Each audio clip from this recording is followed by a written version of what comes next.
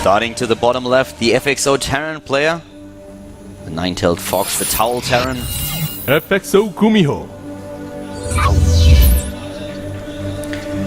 GuMiho with a decent performance in game number 1. In game number 2 he struggled a little bit more against the Zerg opponent. Starting to the top right. Kind of coming back to his old performance in game number 2. A little bit shaky in game number 1. Now we are in the third map that he just forced with a victory. SK Telecom T1 Su.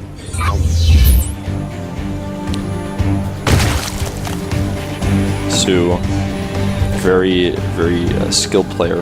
That's one of our newer big faces, and we are going to see our proxy here, Calder. You know, I'm not surprised. This is a map where GuMiho said in the past already that he's not a huge fan of the map. Yeah. He didn't play that too much. So him going for a very aggressive build, I'm not surprised that we see that.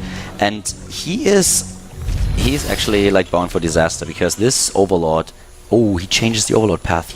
No, he's gonna scout that, right? I think so. Yeah, okay, there we go. And he can actually still go pool first. He takes his drone that was going to make the hatchery and sends it back. Oh, is he just going to do the hatch first anyways? He keeps sending the drone down. Okay, so you move the drone twice. That was weird. And he's getting gas. Yeah. So this is really bad for GuMiho. This is essentially like...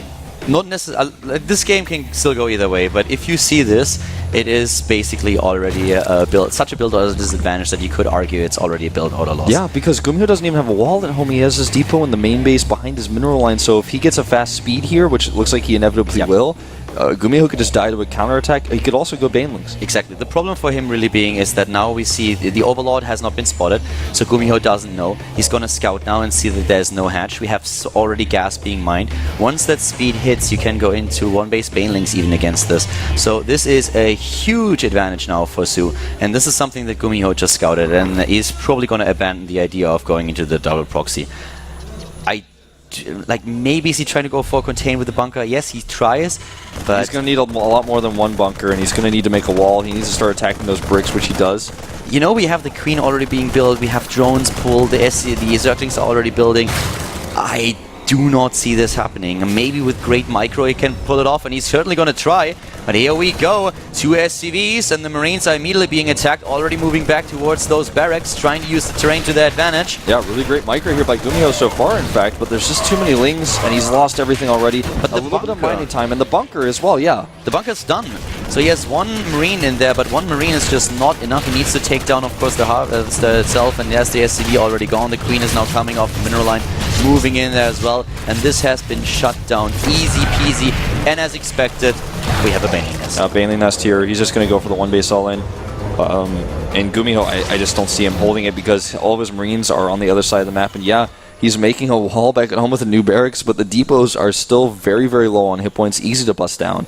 Keep in mind that we will see speed, and speed can just chase down Marines, and oh my god, the barracks are even in a spot where the Marines are trapped now. So he can bust through this wall, he can take down these 2 supply depots in the process, and then Speedlings will wreak havoc in the main base of GuMiho.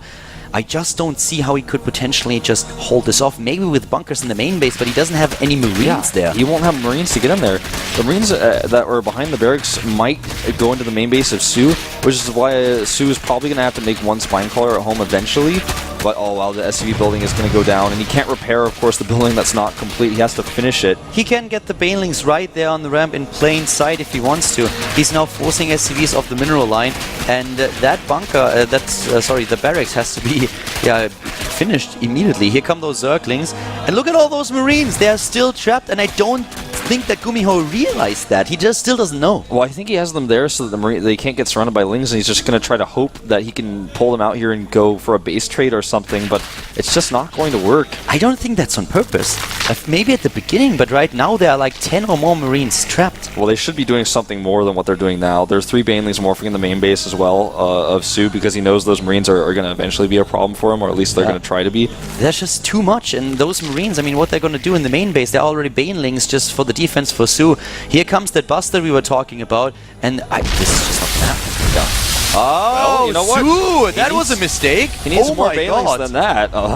Actually, with the number of Banelings was fine, but he has to detonate them at the same time. Yeah. He has to move in and not just like wait and give the Terran player the opportunity to repair. That was a big problem. That was weird. That was a little bit of a throw there.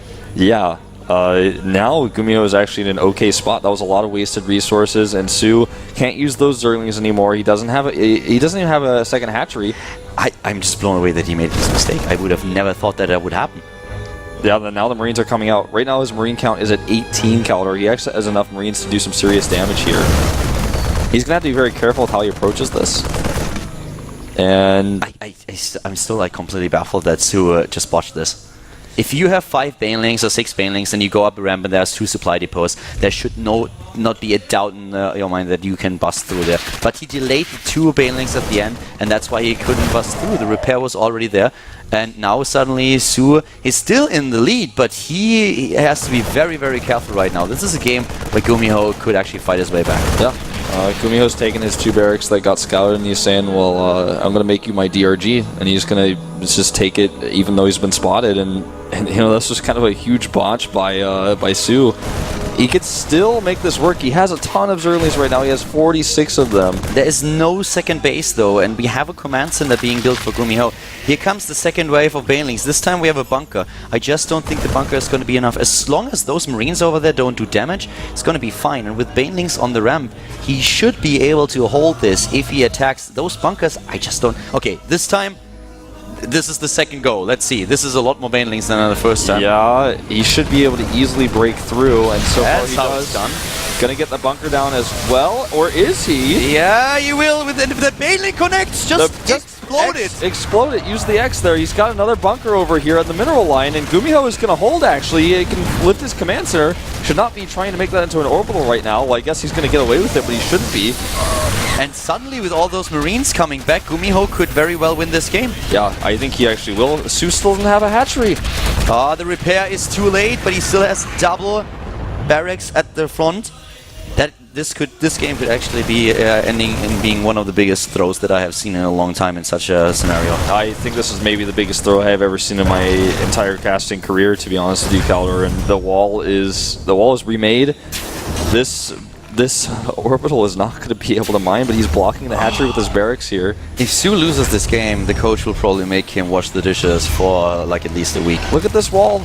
Oh, he messes up the wall. And there is still no base for the Zerg. Yeah, he's blocked by barracks. He's on 1 base, and he only has Lings and Banelings. He's at 15 harvests against 19. Double Mule. There's the block. The Marines are safe for now if they can target those Banelings. He just has to split, and that's exactly what he does. There are not enough Banelings anymore. These are the hits that he needs. GuMiho is gonna win this game. Su can delay this, but I don't think that he can change the result anymore. No, definitely not. Back at his natural, he's trying to get a base up. He's trying so hard, but it's not going to happen for a long time with those barracks being there.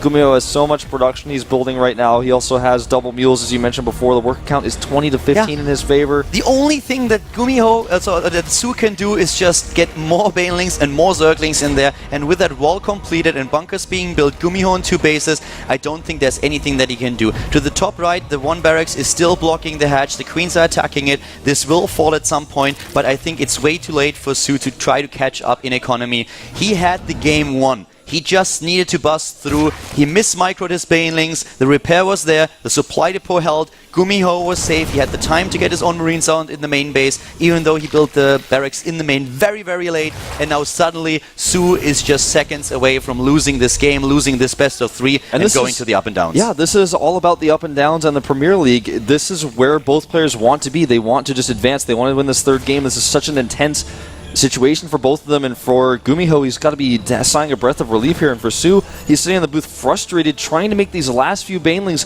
Maybe, just maybe, he's thinking maybe he salvages the bunkers, maybe after I break through the barracks, just maybe, please, I am hoping I can get through here. Please, GuMiho, make bigger mistakes than I have earlier so I can get back into this game. I feel really bad for Su right now. This was one micro decision, one bad move, just one. If he would have waited, you know, he ran into it with the Lings and the Banelings at the same time. If he would have rallied those Banelings in first and then the Zerglings, this game would have been over immediately. There was no chance for GuMiho to hold, but then he just clicked with both unit types and the Zerglings blocked the Baneling. Here comes the attack. He's moving in. The repair's there. Once again, the Banelings not close enough. They bust through the barracks, but there's still a bunker. And here comes GuMiho with a double defense on the bunker. Most of the Banelings are gone. GG GuMiho!